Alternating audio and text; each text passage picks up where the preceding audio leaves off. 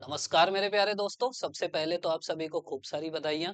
आपकी जो मांग थी, जो डिमांड थी कि डेट बढ़ना चाहिए, वो बढ़ गई है। तो अब आपके पास ना बहुत गोल्डन समय है। तो आपको खूब अच्छे से पढ़ना है, खूब बढ़िया से पढ़ना है, लेकिन उसके बाद अब आप लोग के बहुत सारे सवाल भी आ रहे हैं कि भैया अब कैसे पढ़ें? अभी तक ये आ रहा था कि भैया 15 दिन और दिला दो, खूब अच्छे से पढ़ेंगे, फिर कोई नहीं रोक सकता। अब आ रहा है कि भैया 15 दिन में करें क्या? ये भी बचा है, वो भी बचा है, किसको रिवीजन करें? तो उसके बारे में थोड़ा-सा चर्चा करेंगे। शुरू में ही एक चीज़ और मैं बता दूँ कि यार कुछ लोग का शायद एग्ज़ाम है, कुछ डीएलएड का या बाकी चीज़ का सेम डेट पे, तो पीएससी वाले तो बार-बार थोड़ी मानेंगे आपकी बात। तो अब आप कोशिश करिए जिसका एग्ज़ाम है, जैसे मान लीजिए सुंदरलाल शर्मा या बाकी जगह, एक लेटर लिखिए कि इस समय मेरा एग्ज़ाम है, अपना साथ में एडमिट कार्ड भी लगा दीजिए, ऐसे शायद ज़्यादा लोग होंगे। और क्योंकि इसी समय ये डेट भी है, तो इसको बस इस डेट को आगे बढ़ा दीजिए। वो इतना समझते हैं, मानवीय इतना नज़रिया रहता है उनका और उनको कोई दिक्कत भी नहीं डेट बढ़ाने में। तो वो डेट बढ़ा देंगे। तो एक काम आप ये कर सकते हैं, थोड़ा-सा उसमें मेहनत कर सकते हैं। अब अगली चीज़ है रणनीति क्या हो, क्या करना चाहिए? कुछ लोग बोल रहे हैं कि और आगे बढ़ना चाहिए, तो भाई इतना बढ़ा दिया ये भी बहुत बड़ी बात है। मतलब बहुत बड़ी बात है, पीएससी के इतिहास में ऐसा कम होता है कि इतने दबाव में पीएससी सुन लेता है। इसके लिए सभी का मतलब जो भी आवाज उठाए उनका बहुत बहुत आभार कि खूब अच्छे से मीडिया हो गई, कोचिंग्स के टीचर हो गए, बाकी टॉपर्स हो गए, सबका आभार। और पीएससी का भी आभार, मतलब पीएससी का हाथ जोड़ के आभार कि उन्होंने जो छात्रों की समस्या थी उसको सुना। अब वो अलग अलग लॉजिक है कि यार 15 मई को गर्मी है, 4-5 मई को भी तो रहेगी, वो सब ये नहीं है। लेकिन दो चीज समझ में आती है कि अगर आपकी जायज डिमांड है तो वो पूरी होगी, ऊपर वाले सुनते हैं। ऊपर वाले मतलब जो बैठे हैं पदों में, आयोगों में, बाकी जगह, वो सुनते हैं आपकी बात। अगर जायज डिमांड है तो उसको पूरा भी करते हैं। तो उसके लिए जिसके पास फुर्सत है, जैसे लेटर लिख रहे थे ना कि डेट बढ़ाओ, ऐसे लेटर लिख सकते हो या बाद में जाके धन्यवाद दे सकते हो, उसमें कोई दिक्कत नहीं है। अब अगली चीज की रणनीति क्या हो, करना क्या चाहिए। और दूसरी चीज मैं पहले बोला था कि यार मेरी छुट्टी उधर रहती है, उसी समय एग्जाम हो गया।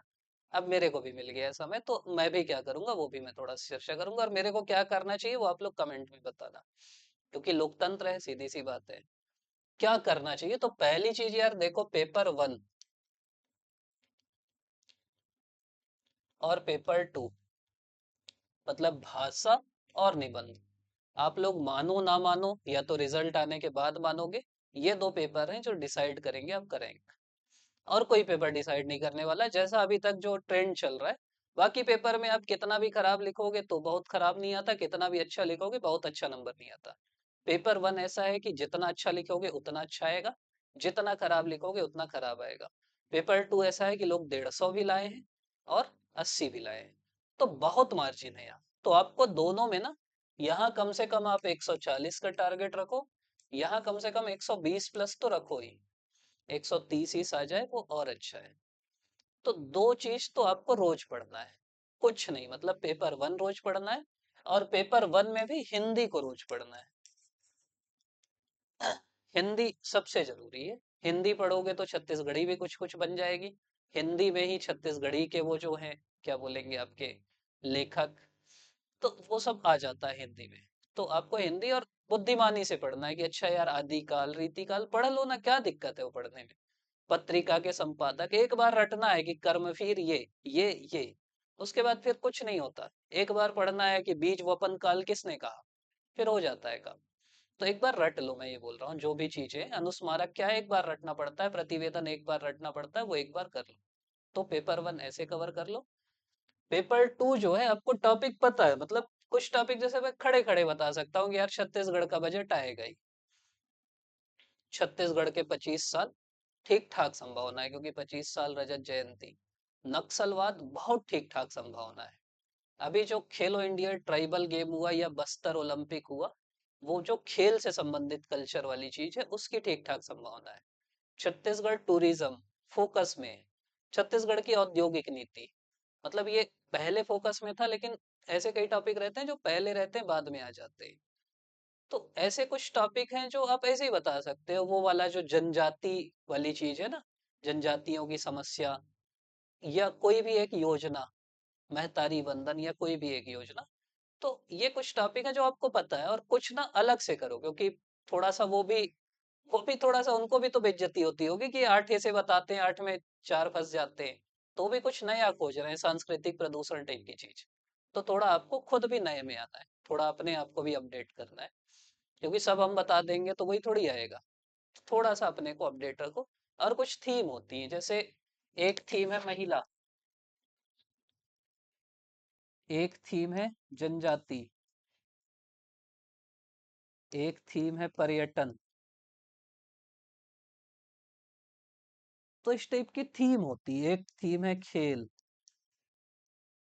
एक थीम है पर्यावरण, पर्यावरण संरक्षण सतत विकास। एक थीम है आपकी क्या बोलेंगे, इसरो वाली, भारत की जो अंतरिक्ष में उपलब्धियां हैं। तो ये थीमों से ही सवाल आता है, घुमा फिरा के ऐसे आता है, लेकिन इन्हीं से आता है। तो आप ये थीम प्रिपेयर कर सकते हो। और इनके लिए तो पिछले बार वाला जो पीडीएफ हम लोग का पर्याप्त है, उसमें यही सब किए थे। पिछले बार एक दो ही आया था, इस बार आ सकता है। अगला जो सबसे ज्यादा सवाल आ रहा है वही वाला कि भैया निबंध का डालोगे कब यार, पेपर के बाद डालोगे क्या, चमका रहे हैं अब तो लोग। तो पहले जो मेरा, मैं ईमानदारी से बता रहा हूँ, पहले मैं ना जब शुरू में डालते थे तो एक या दो बुकलेट आती थी निबंध की। हम लोग के टाइम में तो और नहीं आती थी, तो मेरे को लगा यार यहाँ गैप है, इसको करना चाहिए। फिर इस बार मैं देखा कि यार कम से कम 15 बुक आ चुकी है निबंध की। लगा किसी चीज की अगर 15 किताब है तो फिर क्या मतलब एक 16वीं भी निकाल दो। लेकिन जैसे आप लोग के मैसेज आए कि भैया निकालो निकालो, वही पढ़ना है, पिछले बार वही पढ़ के 130 आ गया था। तो फिर मैं ना, अभी जिस दिन आपका एक्सटेंशन वाला आया नोटिस, उस दिन पूरे मूड में था कि आज शाम को फाइनल कर दूंगा। मैं कर ही लिया था, करीब भिड़ा था, छुट्टी भी थी, मजदूर बन गए थे, मजदूर दिवस था। फिर नोटिस आ गया। फिर मेरे को लगा कि यार नहीं, थोड़ा सा और टाइम ले लेते। मतलब अब मेरे को ये लग रहा है कि अब मैं ऐसा कंटेंट दूं ना कि सीधा उसको छाप के आ जाओ। मतलब फिर आप कोई बुद्धि मत लगाओ। अब जो आखिरी में वो पढ़ेंगे वही वाले पढ़ेंगे। तो अब मैं वो छापने वाला कंटेंट बना रहा हूँ कि छत्तीसगढ़ बजट में इतना पढ़ना है, उतना पढ़ के लिख, 50 में 35 लायक वो बन जाएगा। तो उसमें थोड़ा सा फिर 2 4 5 दिन दे दो, मैं कर दूंगा। 2 4 5 दिन और मांग रहा हूँ, क्योंकि अब डेट बढ़ ही गई। आप लोग जिससे पढ़ रहे हो तो पढ़ ही रहते, ये रिवीजन टाइप ही रहता है जो हम लोग निकालते हैं, तो वो कर लेंगे। तो निबंध के लिए दूसरी चीज, जो जो बोले थे, अब वो देखो एक्ट बोले, फिर वो पढ़ने में बहुत समय लगा, 2 3 एक्ट बना भी लिया, उसको देखे भी नहीं। इतना परेशान किया कि एक चाहिए एक चाहिए, फिर उसको वो या तो दिखाता नहीं होगा या उतना समय नहीं रहा होगा। तो अब तो मैं बनाता हूँ, बाकी एक एक्ट थोड़े से बचे हैं, 2 4 और। दर्शन में आ रहा है कि भैया दिक्कत हो रही, तो बहुत सारे दार्शनिक ना 3 4 छोड़ के सब कवर हो गए।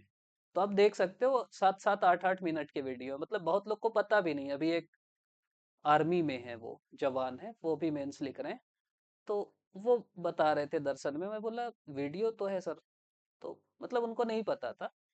तो मैं यही बोल रहा हूँ कि वीडियो है हम लोग के प्लेलिस्ट में ना, जितने दार्शनिक है, और सामान्य शब्द में, सरल शब्द में आप ऐसे ही डालते घूमते सुन लो, और हो सकता है वो काम भर का आपका हो जाए।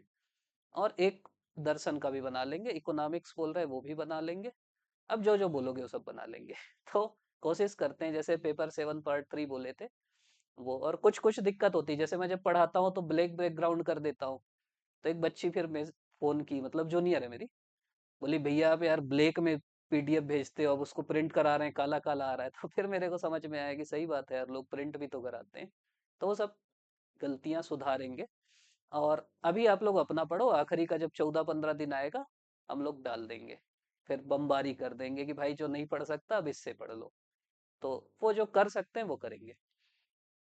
और अब रणनीति क्या होना चाहिए, तो पेपर 1 और 2 रोज पढ़ना है, पहली चीज। दूसरी चीज ना, वैसा मत करो। अभी एक और चर्चा हो रही थी कि अब एक दिन में सोचोगे कि मैं 3 दिन केवल पेपर 3 पढ़ूंगा या पढ़ूंगी, वो ठीक नहीं है, क्योंकि आखिरी में तो सब मिक्स होना ही है। अभी आपको लग रहा है कि मिक्स होगा नहीं होगा, ये होगा वो होगा, आखिरी में तो सब सैंडविच हो जाना है। तो ना एक दिन में कम से कम 2 पेपर चुन लो, कि भाई मैं कुछ भी, मान लो पेपर 3 और 4 चुन लिया, पेपर 3 में कुछ उठा लो और 4 में कुछ उठा लो। ऐसा कर लो कि ये 75 वाला उठा लो, ये 50 वाला उठा लो। और टारगेट ये रखो कि एक दिन में ये दोनों को खत्म करना है। मतलब ये समझो कि करीब 75 + 50 करीब 125 नंबर एक दिन में टारगेट बनाओ कि खत्म करना है, और ना बस खत्म करने में लग जाओ। खत्म करने का तरीका ये है कि आप अपने सामने सिलेबस रख लो। ये मैं बचपन से कर रहा हूँ और पिछले 3 साल से ये बता भी रहा हूँ, और जो करते हैं उनको फायदा भी होता है, और मैक्सिमम लोग करते हैं, ऐसा कुछ नहीं है। अपने सामने सिलेबस रख लो और सिलेबस में पॉइंट देखते जाओ कि अच्छा सिलेबस में पहली चीज लिखी है, कुछ भी मान लो पेपर 3 पार्ट 1 का सिलेबस है, पहली चीज लिखी सिंधु घाटी।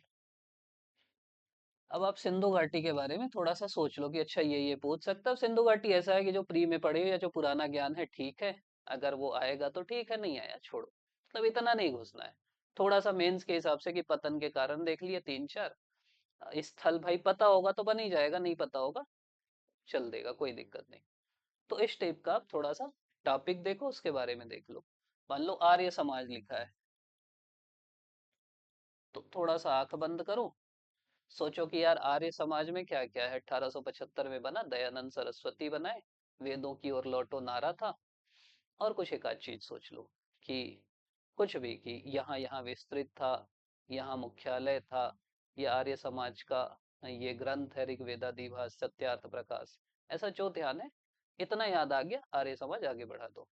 ब्रह्म समाज, अच्छा ये बना, पहला विभाजन ये हुआ, दूसरा ये हुआ, फिर ये हो गया, खत्म। तो ऐसे रिवीजन करना है।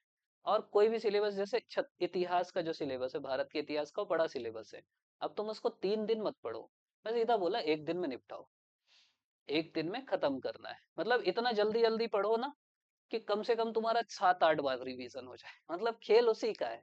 खेल इसका नहीं है कि तुम कितना आराम से पढ़ते हो, कितना ठहर के पढ़ते हो, कितना क्या करते हो। खेल इसका है कि तुम कितना जल्दी जल्दी भागते हो, कितना जल्दी जल्दी घोड़ा दौड़ाते हो अपना। क्योंकि एग्जाम, एक्चुअल जब एग्जाम आएगा तो वहां उसी का खेल रहेगा। आपको सोचो ना, 3 घंटे में पूरे 2 पेपर पढ़ना है, बड़ी चीज है ना। तो ऐसा काम करो।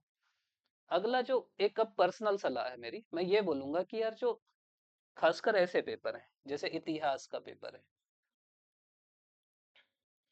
ये बन ही जाना है। ये बनना होगा बनेगा, नहीं बनना होगा नहीं बनेगा, क्योंकि बचपन से पढ़ रहे, प्री के लिए भी यही पढ़े। जैसे संविधान है, ये पेपर 3 की बात कर रहा हूँ मैं। बनना होगा बनेगा, नहीं बनना होगा नहीं बनेगा, मतलब वो सीधा आता है सवाल, सिलेबस में जो जो लिखा है वो देख लो। तो इनमें ना बहुत घुसना, मतलब दिक्कत ये हो रही है, ऐसे बहुत लोग के मैसेज आए कि भैया हम इतिहास संविधान पिछले 10 दिन से पढ़ रहे हैं। तो तुम अगले 30 दिन भी पढ़ोगे तो भी कॉन्फिडेंस नहीं आएगा, और जो सवाल आएंगे हो सकता है ना बने। तो वहां फोकस करो जो जनरली आप नहीं पढ़ते। जैसे जितना संविधान का नंबर है उतना ही लोक प्रशासन का नंबर है, और लोक प्रशासन सिलेबस इसका भी बड़ा है लेकिन तुलना में छोटा है। और लोक प्रशासन ऐसा है, जैसे हम लोग वो 20 22 पेज का एक पीडीएफ डाले, मैं आपको भरोसा दिलाता हूँ कि वो जो 22 नंबर का आएगा उसमें से 70 80% उसी से आएगा। 1 घंटे का वीडियो बनाए थे कि भाई इतना ही सुन लो हो जाएगा। तो ऐसा कुछ भी छोटी मोटी चीज पकड़ के उसी को 4 बार पढ़ लो, वो ज्यादा फायदा। आप अगर नोट्स बनाए अपने 4 बार पढ़ लो, वो ज्यादा फायदेमंद है। छत्तीसगढ़ का इतिहास, जैसे ये दोनों मिला के जो सबसे ज्यादा इग्नोर वाला एरिया है वो ये है। इसको ज्यादा फोकस करो ना यार, छत्तीसगढ़ के इतिहास को। राम कुमार बेहार थोड़ा सा पलटा लो, क्योंकि इतिहास कुछ भी पढ़ लो बहुत फायदा नहीं है, जो मेरे को समझ में आता है। जो ग्रे एरिया है, जो प्री में नहीं पढ़ते, वो भले देख लो। सिलेबस में जो पॉइंट है उनके बारे में थोड़ा बहुत जान लो, बनना होगा बनेगा। संविधान जो पॉइंट है वो जान लो, बनना होगा बनेगा। छत्तीसगढ़ का इतिहास थोड़ा फोकस कर लो, ये नंबर बढ़ाएगा, मेन चीज ये। जैसे अगर पेपर 4 की बात करें, जो साइंस वाला पार्ट है, पार्ट 1, अब ये भले अपन कितना भी लेटर लिखे, कुछ भी किए, अगर वो अपने पे आ गए तो फिर वो कुछ नहीं बनना। आप कितनी भी मेहनत कर लो, सवाल नहीं बनेगा, कुछ भी पूछते हैं। और अगर अपने पे नहीं आए तो फिर बनना ही है। तो बस सीधा सा तरीका है कि 10वीं की जो पुरानी वाली बुक है उसको पढ़ लो बार बार, बनना होगा बनेगा। बाकी तो आप पढ़ ही लिए हो बाकी चीजें, 10वीं की पुरानी बुक बार बार देख लो, बनना होगा बनेगा, नहीं बनना होगा कोई दिक्कत नहीं। बहुत मत घुसो कि यार पिछले बार वो 11वीं के चैप्टर 3 के पॉइंट 4 से आया था, इस बार 11वीं के चैप्टर 4 से आ जाएगा, कितना पढ़ लोगे। तो मत घुसो, और वो टेक्निकल चीज रहती, बनना होगा बनेगी, नहीं बनना होगा नहीं बनेगी। तो इसमें बहुत मत घुसना, मैं ये सलाह दे रहा हूँ। मतलब लोग घुस रहे हैं, परेशान हो रहे हैं, इसलिए बोल रहा हूँ। और इतना पढ़ के फिर आके फिर वो अटेक आता है, अटेक मतलब दिमाग खराब होता है। जो मैथ्स वाला भाग है ना, इसमें भी बुद्धिमानी से पढ़ो, मेरे को ये लगता है। मैं आपको बता रहा हूँ, जब हम लोग दिलाते थे, मैं एक उदाहरण दे रहा हूँ। पहले सवाल आता था 10 नंबर का, ऊपर कुछ न्यूमेरिकल आता था और नीचे ना गणितज्ञों के बारे में आता था कि इनके बारे में लिखिए, रामानुजन और आर्यभट्ट। मेरा 11वीं 12वीं गणित है, गणित में मैं ठीक ठाक भी हूँ, मतलब बुरा नहीं हूँ। तो ये मेरे से आसानी से बन जाता था, लेकिन मैं इसको नहीं बनाता था, इसको बनाता था। कारण बताऊं? क्योंकि यार इसको बनाने में मेरे को 10 मिनट लगेगा और ये रामानुजन और आर्यभट्ट के बारे में लिखने में 4 मिनट लगेगा। तो मैं क्यों अपना 10 मिनट बर्बाद करूं? यहाँ 6 मिनट बचा सकता हूँ ना मैं। तो मैं इसको बनाता था, जबकि इसमें श्योर शार्ट था कि 10 में 10 मिल जाएगा, इसमें हो सकता है 9 मिलता, लेकिन तो भी मैं ये बनाता था। तो इसको बोलते हैं थोड़ा सा बुद्धिमानी वाली चीजें। हो सकता है जो भी आप बोलो। तो मैं ये बोल रहा हूँ कि सिलेबस में वैदिक गणित से सवाल आते ही है, और बहुत बड़ा नहीं है। वो 10वीं की जो पुरानी किताब है, आखिरी में है निखिलम विधि, ये विधि वो विधि, मजा आता है। भाई वो सीख लो ना, उसमें कोई गणित ही नहीं है। जो गणितज्ञ हैं 4 5 ही हैं, उनके बारे में पढ़ लो, क्या दिक्कत है? थोड़ा सा और पढ़ लो चैट जीपीटी से। तो ऐसी चीजों में जाओ। अब तुम वो उसमें जा रहे हैं कि वो भिन्न वाला, वो 2 नंबर का आएगा, बनना ना बनना बराबर है।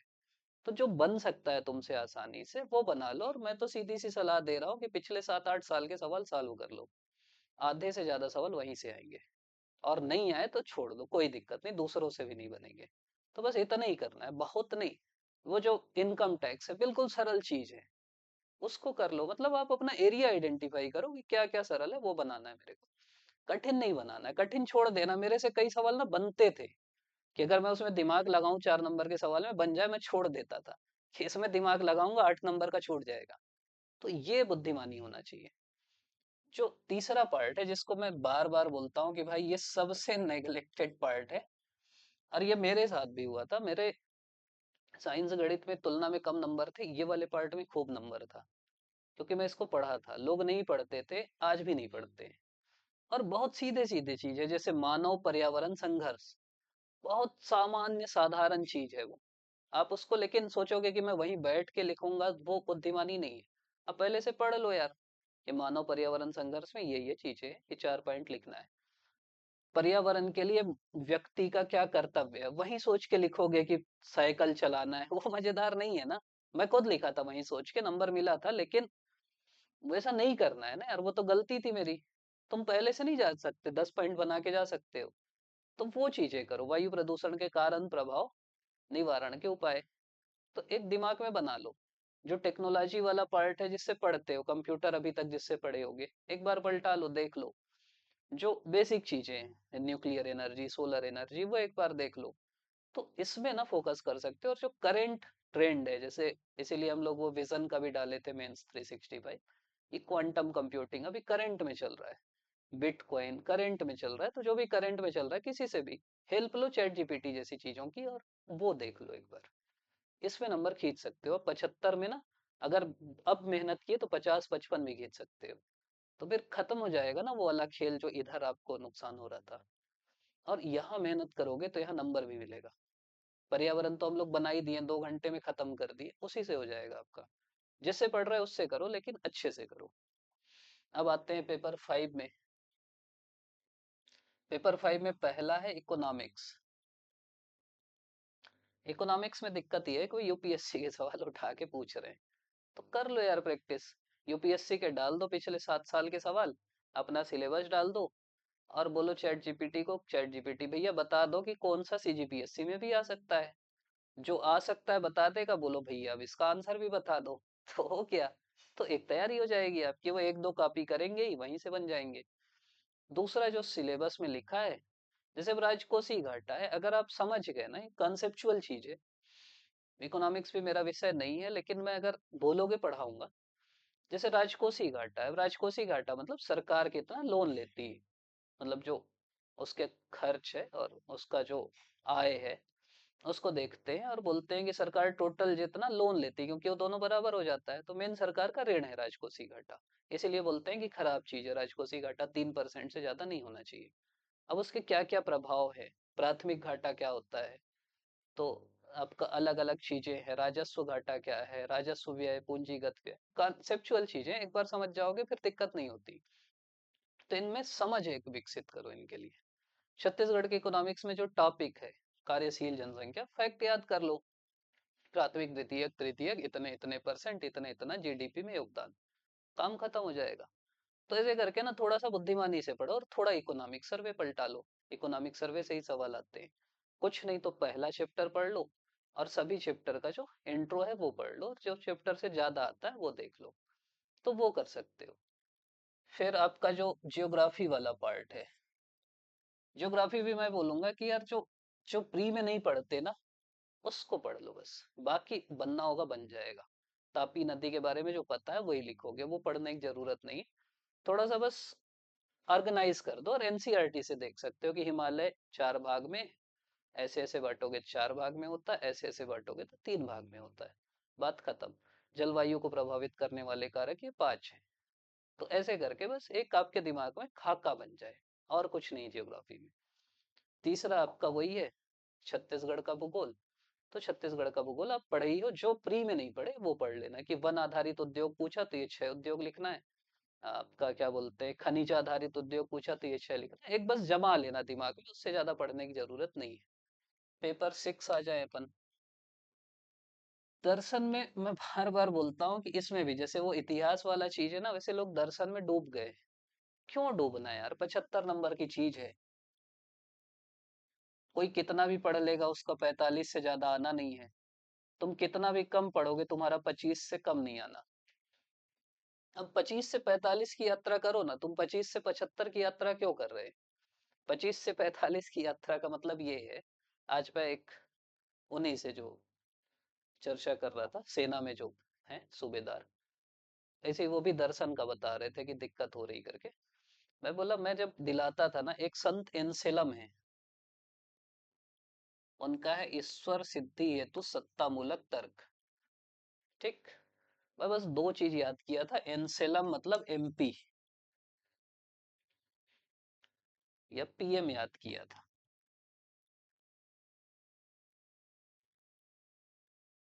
और कुछ सोच लिया था, एमपी एक दोस्त का नाम है, तो उससे मैं कर लिया था कि एक एम पी, और उसको मैं बोल दिया कि एनसेलम है तू। तो एम से होता है महानतम, पी से होता है पूर्ण। बस इतना ही पता था मेरे को, ये 4 नंबर का सवाल भी आया। और मैं फिर लिखा कि संत एनसेलम का ईश्वर सिद्धि हेतु सत्ता मूलक तर्क को सवाल ही में लिखा था। ईश्वर महानतम है, मतलब उससे महान कोई नहीं है। ईश्वर पूर्णतम है, मतलब उससे पूर्ण कुछ नहीं है। बात खत्म। अब सवा नंबर मिल गया था, आधा 2 नंबर मिल गया था।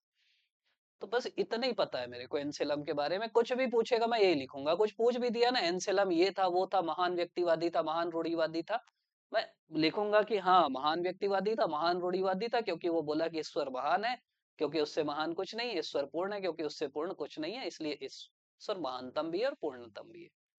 तो बस 2 शब्द मेरे को पता है और मैं एनसेलम खत्म कर दिया। तो मैं आपको यही समझा रहा हूँ कि हर चिंता के बारे में 3-4 लाइन याद रखो, 3-4 शब्द याद रखो, बस उतना ही याद करो। हम लोग भी वही करते थे। उससे ज्यादा कर भी नहीं सकते आप। उससे ज्यादा करोगे तो फिर कंफ्यूज होने लगोगे। सबसे बड़ी चुनौती तो यही है ना कि लाख का उसमें ना घुस जाए, हीगल में ना घुस जाए।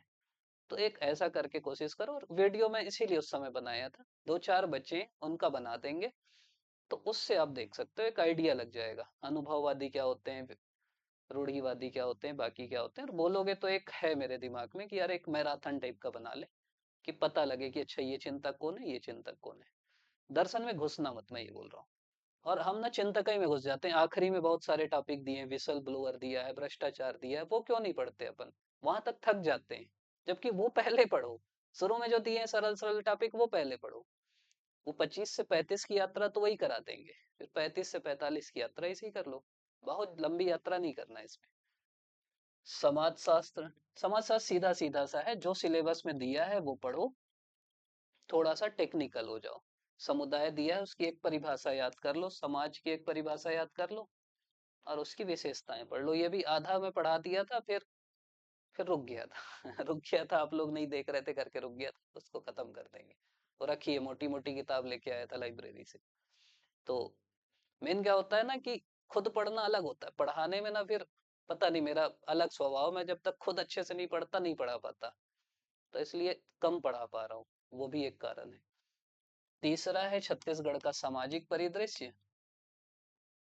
ये ना वही वाली किताब से पढ़ लेना, मतलब जो आपको पता है वो तो ठीक है, ग्रंथ अकादमी की किताब, उसी को सब कोचिंग वाले भी छाप दिए अब तो उसमें जो लिखा है ना, टोटेम क्या है, ये क्या है, वोंगावाद क्या है, तो वो आप देख लेना। बाकी विवाह के प्रकार क्या है, बाकी जो प्री में है वही काम आएगा, बहुत नहीं घुसना है। सबसे खतरनाक चीज पेपर 7,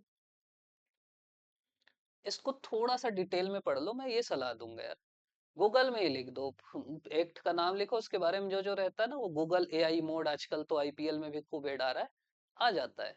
अभी 3-4 एक्ट पढ़ाया, फिर मैं देखा कि यार जैसे मानवाधिकार की परिभाषा पिछले बार पूछा था, मानवाधिकार अधिनियम में पहली लाइन मानवाधिकार की परिभाषा है। अब तुम लिखोगे मानवाधिकार मानव को मिले हुए अधिकार है, तो नहीं मिलेगा ना नंबर। तो बेसिक चीज है, आरटीआई में अलग अलग चीजें हैं, आईटी एक्ट में अलग अलग चीजें हैं। आईटी एक्ट में डिजिटल सिग्नेचर पहले ही पेज में है, अब वो पूछ दिया, अब तुम लिखोगे डिजिटल सिग्नेचर डिजिटल होता है तो हो गया ना फिर वो, तो ऐसे नहीं होता, थोड़ा टेक्निकल हो गया तो बन जाएगा ये। और छत्तीसगढ़ के एक्ट आपको पता है, योजनाएं जो अभी की सरकार की योजनाएं वो एक बार देख लेना, वो सब कोचिंग वाले डाल देते हैं, तो मैं वहां उतना फोकस नहीं कर रहा हूँ, जो है आसानी से, जो आसानी से नहीं है उसमें ज्यादा मेरे को लगता है फोकस किया जाए। पार्ट 2 जो है, पार्ट 2 का तो वीडियो बना ही दिए, और वो ठीक ठाक है, मतलब फिर से बना देंगे बोलोगे तो। और वो ऐसा है कि लोग ना पिछले बार भी, उससे पिछले बार भी बस वही देख के जाते हैं, तो आ जाता है नंबर। आप थोड़ा अच्छे से पढ़ना, मैं वो नहीं बोल रहा हूँ, लेकिन जो सिलेबस में लिखा है उसमें ज्यादा फोकस करना। संयुक्त राष्ट्र लिखा है उसमें फोकस करना, आईएमएफ लिखा है, विश्व बैंक लिखा है, डीबी लिखा है, डब्ल्यूटीओ लिखा है, सार्क लिखा है, ब्रिक्स लिखा है, और एक क्या लिखा है, एक और कुछ लिखा है, तो बस हो गया। खेल में क्या करना है, खेल का इतिहास, खेल का जो प्रतियोगिता होता है, और कोई प्रतियोगिता जो हुआ ओलंपिक ओलंपिक टाइप का, व्यक्तित्व जो उससे जुड़े, योजनाएं जो है, जो प्रीवियस ईयर क्वेश्चन में उतना ही पढ़ना है, उससे ज्यादा नहीं जाना, उससे ज्यादा जो भी आएगा वो फिर मन में जो जो आया वो लिखना है। पार्ट 3 जो है, कई लोग तो ये कार में जीपीएस को इतना यूज कर लिए, ई कार में जीपीएस और आईक्यू, ये तो पता है, आप लोग देख ही लिए होंगे, बहुत चर्चित ट्रिक हो गई है। सबका अपना अपना मतलब है, सब संस्थाओं के यही सब काम है तो संस्था कब बनी, क्या क्या हुआ, क्या क्या काम है वो देखना। और इसमें मैं ये सलाह दूंगा, कोचिंग वाली बुक से अच्छा इंटरनेट का सहारा लो, अपने मोबाइल का सहारा लो, गूगल जेमिनी का सहारा लो, प्योर गूगल का सहारा लो, गूगल में लिख दो एनसीईआरटी, तो जब सर्च करो ना तो पहले एआई मोड करके आता है ना गूगल का, तो एनसीईआरटी के बारे में कुछ कुछ लिखा रहेगा, उसको पढ़ लो। फिर व्यू मोर करके रहता है, उसको छू दो तो एक पेज खुल जाएगा, वहां जो जो उससे रिलेटेड आर्टिकल होगा, साइट होंगी, वो सब आ जाएगा। नीचे क्वेश्चन का भी ऑप्शन रहता है, तो वहां आपको और जो लग रहा है कि एनसीईआरटी के कार्य बता दो, पूछो तो वो बताने लगता है। जो जो आपके काम का है वो नोट कर लो, खुद से करोगे ना तो ज्यादा याद होगा। एक दिन में 2 संस्था कर लो, हो जाएगा, दिक्कत नहीं है। इससे ना फायदा होगा आपका, मतलब थोड़ा सा दिमाग खुलेगा, क्योंकि वो सब तो सभी लिखेंगे, और बुद्धिमानी कितने, एनसीईआरटी में क्या है, एजुकेशनल का काम है, रिसर्च का काम है, ट्रेनिंग का काम है, फुल फॉर्म ही है उसका। हम लोग भी पढ़ाए हैं इसको, और पढ़ा देंगे बोलोगे तो पीडीएफ बनाया नहीं बता पाया, मैं बोला पहले उतना ही तो पढ़ लो। तो ये पेपर वाइज एक, आप लोग बोल रहे थे, मैं बोला चलो थोड़ा थोड़ा बताते, तो एक सामान्य रणनीति हो गई। अब मेन चीज ये है कि देखो समय सबको मिला है, और अब ना हर आदमी जी जान लगा के भिड़ रहा है, मतलब मैं जिनको भी जानता हूँ सब बिल्कुल भिड़ गए हैं कि भाई अब दोबारा नहीं मिलेगा, दोबारा कभी ऐसा भी नहीं होगा कि टाइम एक्स्ट्रा मिले, दोबारा कभी ऐसा भी नहीं होगा कि आपके बोलने से डेट बढ़ जाए, दोबारा ऐसा भी नहीं होगा कि हो सकता है आपका श्योर मेंस हो जाए, दोबारा ये सब नहीं होने वाला। तो अब जो समय मिला है इसमें हर कोई दौड़ रहा है, छलांग लगा रहा है। तो अगर अब आप धीरे हुए ना तो आप गए, अगर आप ऐसे हो कि अभी आपकी तबीयत खराब हो गई, अभी आपका ये हो गया, पिछले 1 महीने से नहीं पढ़ पाए, कुछ नहीं होता, मेरा भरोसा करो कुछ नहीं होता। लेकिन आज से अगले 1 महीने अगर आप नहीं पढ़े तो आप सेलेक्ट नहीं होगे। तो आज से जितना पढ़ सकते हो, कई लोग पूछते हैं कितना पढ़े भैया, जितना पढ़ सकते हो उतना पढ़ो, जितना हो सकता है उतना पढ़ो, उतना पसीना बहाओ, लाइट गोल हो गई कोई दिक्कत नहीं भाई, पढ़ो। केवल पढ़ो और बुद्धिमानी से पढ़ो। चैट जीपीटी का यूज करो, एआई का यूज करो, मैं खुलेआम बोल रहा हूँ करो। क्योंकि तभी आप दूसरे से आगे निकलोगे। कोई निबंध है आप लिखो ना, उसमें उसको बोलो कि यार इससे जुड़े कोट बता दो, इससे जुड़ा इंट्रो बता दो, इससे जुड़ा कंक्लूजन बता दो। ऐसा करके यूज करो। शाम को थक गए ना, थक गए, टहलने चल दो, कुछ वीडियो अपनी आवाज रिकॉर्ड कर लो, उसको सुनने लगो। हम लोग का वीडियो है, बहुत लोग का वीडियो है, वो सुनते सुनते टहलने लगो। 1 मिनट भी व्यर्थ नहीं करना है। खाना खाने बैठे ना, वीडियो देख लो। रात को सो रहे हैं ना, चला के सो जाओ, आधे घंटे चलते रहेगा, सो जाओगे। तो एक एक मिनट यूज करना है, कोई समय वेस्ट नहीं करना है, कहीं वेस्ट नहीं करना है। तुमको लग रहा है मोबाइल वेस्ट कर रहा है, मोबाइल हटा दो। तुमको लग रहा है फोन में बात वेस्ट कर रहा है समय, वो हटा दो। तुमको लग रहा है रूम वाला वेस्ट कर रहा है, घर चल दो। घर वाले वेस्ट कर रहे हैं, घर से शिफ्ट होके रूम में आ जाओ। तुमको पता है कहाँ तुम्हारा समय जा रहा है, वो समय को सही जगह यूज करो, बढ़िया से पढ़ो, जज्बा लेके पढ़ो। The more you sweat in peace the less you bleed in war.